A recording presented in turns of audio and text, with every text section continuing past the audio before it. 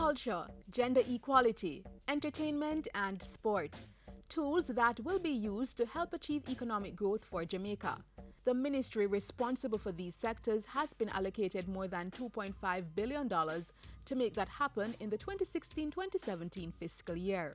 Of that amount, $2.36 billion will go towards housekeeping expenses or recurrent expenditure, and the remainder for capital or development projects. A little over $1 billion has been set aside for the total program for the promotion of arts and culture during the fiscal year. $28.8 million has been set aside to support the operating expenses of the Jamaica Culture Development Commission, Jamaica National Heritage Trust, and the Creative Production and Training Center. Meanwhile, $147.75 million will be utilized in the celebration of national events such as Independence Day, Grand Gala, and National Heritage Week. $240.8 million has been allocated to women's welfare through the Bureau of Women's Affairs and the Women's Center of Jamaica Foundation, as well as some private organizations. To increase entertainment's contribution to Jamaica's economic portfolio, the ministry will be spending $80.9 million this fiscal year.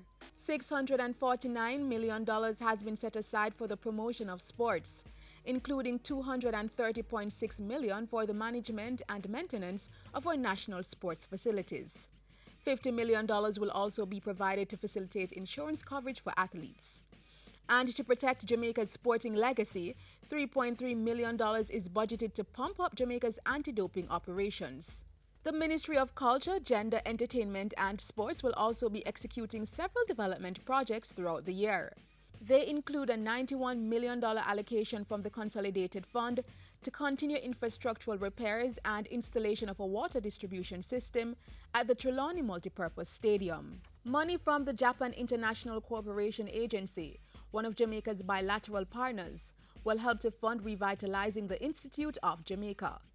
And UNESCO is providing $3 million to address gender-based violence.